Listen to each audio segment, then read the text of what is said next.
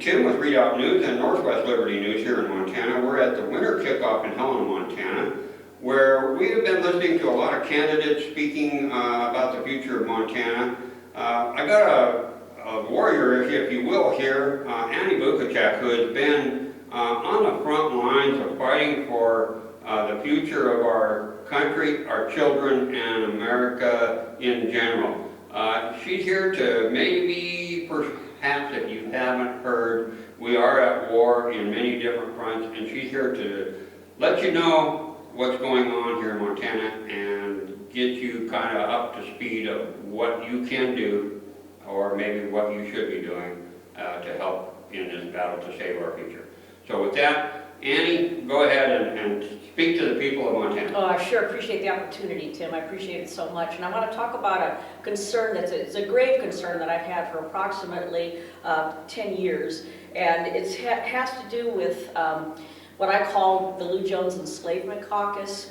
And I know that, you know, Ronald Reagan's 11th commandment, it said, "Thou shalt not speak ill of other Republicans." But what I want to say about Lou Jones, who runs as a Republican and who is the member of what I call the Enslavement Caucus, they call it the Solution Caucus, but it's truly an enslavement caucus. And so what I want to point out is when I speak against him, I'm not speaking about a Republican. I'm speaking because the Republican principle of personal liberty through limited government, Lou Jones and his cronies have done everything they can to thwart that. You know, and personal liberty through limited government is supposed to be what distinguishes the Republican Party from the Democrats. And in the case of this particular group of Republicans, it's just not the case. So, you know, since 2009 in Montana, the Republicans have controlled both the House and the Senate, and yet regulation by government and growth of government has spiraled out of control in those 10 years while we supposedly, you know, had power. And they can, you know, people like to blame our Democrat governor, and of course he's been horrible, but when it comes down to most of the things that have enslaved us, it's actually been legislation. So that's in the legislative branch, it's their responsibility. In those 10 years, you know, government slightly before 2009 became the largest employer in Montana, and that has grown. So they are the largest employer. The Water Compact passed, Medicaid expansion passed, all of this while Republicans had control of both houses. There's something wrong here. So, you know, what I want to talk about is, you know, how can we stop this?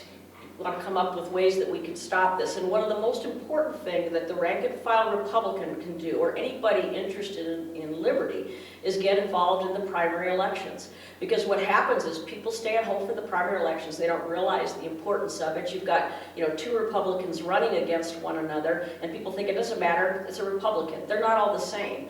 And, you know, and there are a lot of Lou Jones Enslavement Caucus people that are running. So get involved with the primaries. You know, we've got in terms of, I'm just going to mention a few of the Lou Jones Enslavement Caucus people. You know, there's Frank Garner from the Flathead. He's the one that gave us, you know, the gas tax. We call him Gas Tax Garner in the Flathead. We've got Nancy Balance from Ravalli County. She's one of Lou Jones. You know, Ed Buttrey, he's the one that brought us Medicaid expansion. You know, these are supposedly Republicans, and they don't vote as Republicans. So it's really important to get in those primaries. That's for what I would say to the rank and file Republicans and Libertarians, people that care about liberty, and the people that are principled. For the Republicans that are in power, you know, especially the legislators, stop speaking so kindly about these people. You know, they say to me, because I speak the truth about these people, and they kind of, what would Jesus do?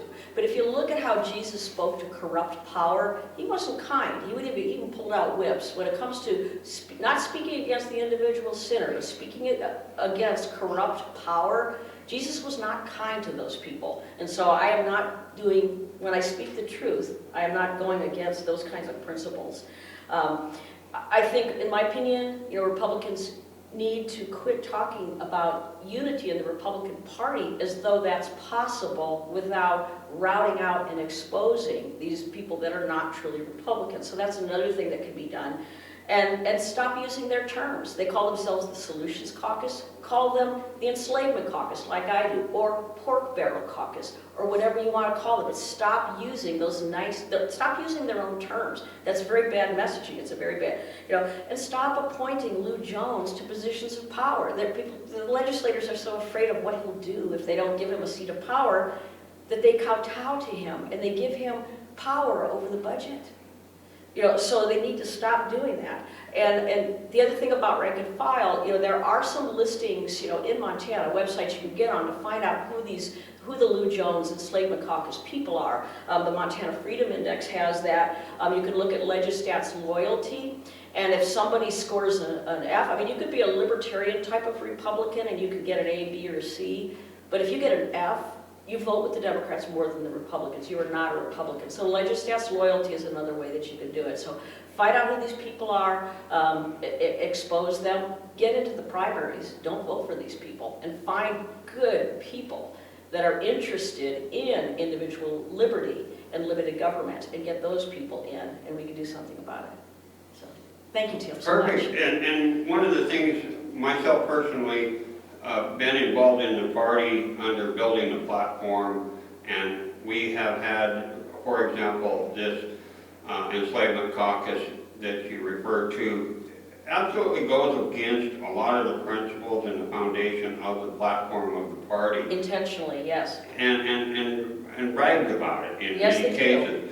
So with your point there, one of the things that's been circulated here more recently since the 66th legislative session come to conclusion is to generate a possible pledge or contract with those that are running for office.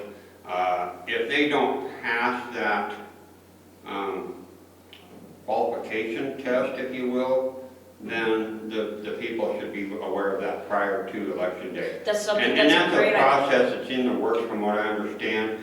Have you been involved in that? I have not, but I would like to be involved with that. That's a great idea, because otherwise people don't know. If they don't have the inside story and don't know that the Lou Jones, Enslavement Caucus has put these people into the primary and encouraged them to, the people don't know. So I think that's a great idea. And it's not anything that we can hold them to in terms of what they're going to do, but like you said, it's a way to educate the public.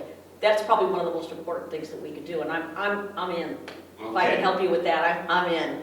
All right, real good. All right, Well, thanks, thank Jim. you for your time. Oh, thank you so much. Really Keep appreciate on it. the battlefield here on behalf All of right, the people of Montana. Thank you. You're terrific. Godspeed.